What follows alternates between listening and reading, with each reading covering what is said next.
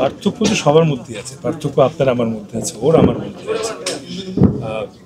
পার্থক্যে আসলে না যে আমরা বৈশিষ্ট্যে যাই, মানে আসলে নীলা কতটুকু, যেটা বললাম আগেও বলছিলাম যে নীলা আসলে এই কাজটার জন্য যে এফোর্টটা শুরু থেকে দিয়েছে।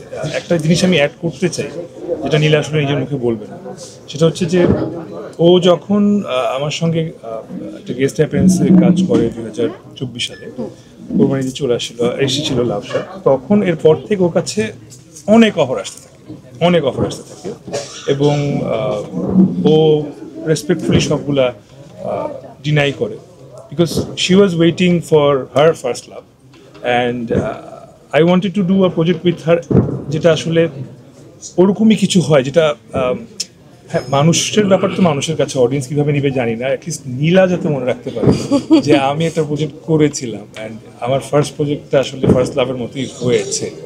এটা ছিল আমার জায়গা থেকে ব্যক্তিগতভাবে চেষ্টাটা।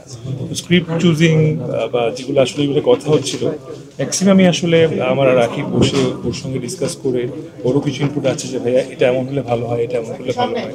সো এত ইনভলভমেন্ট নীলা দিয়েছে এই প্রজেক্টে, দেখিয়েছে, যেটা আসলে সত্যি অতুলনীয়। স্ক্রিনের ফার্স্ট লাভে নীলাকে ধোকা দিলেন আপনি কিভাবে এখনো দেখেননি? যতটুকু আমরা দেখেছি ট্রেলার ধোকা দিয়েছে বিষয়টা আসলে। সো ট্রেইলারটা যারা দেখে ফেলেছেন বা যারা দেখছেন বা দেখবেন, তাদের উদ্দেশ্যে বলি, ট্রেইলারটা একটা ধোকা।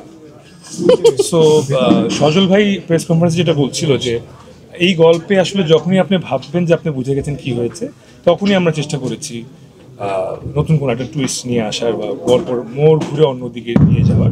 It's definitely a romantic story. প্রেম করতে ভালো লাগে, প্রেমে পড়তে ভালো লাগে, প্রেম দেখতেও ভালো লাগে।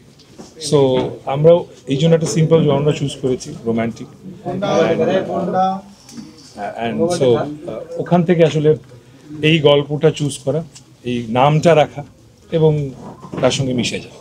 হ্যাঁ, ফার্স্ট লাভ, লাস্ট লাভ, এগুলাই বিশ্বাস করা না করা আসলে এটা completely person to person vary করে। এটা আসলে যে ফার্স্ট লাভই আসলে রিয়েল আর কোনো লাভ রিয়েল না, এটাও হতে পারে। আবার অনেক অনেক সৌভাগ্যবান যাদের ফার্স্ট লাভই এখন সাস্টেন করছে, হ্যাটস অফ টু দেম। আমার ফার্স্ট লাভ সাস্টেন করে নাই, আমার ফার্স্ট লাভ আরও অনেক বছর আগেই আমাকে ছেড়ে বা আমিও তাকে ছেড়ে, এই গল্পে না যাই। সো এই গল্পের যে এসেন্সটা ফার্স্ট লাভ, যেটা নিয়ে বারবার বারবার কথা হচ্ছে, সেইটার সঙ্গে আসলে সিন্স আমাকে আর নীলাকে একসঙ্গে প্রথমবার মানুষ দেখবে, সো ওইটা দেখে যাতে মনে হয় যে ওকে দে আর ইচ আদার্স ফার্স্ট লাভ, এই জন্যই আসলে একটা গল্প আমরা চুজ করেছি।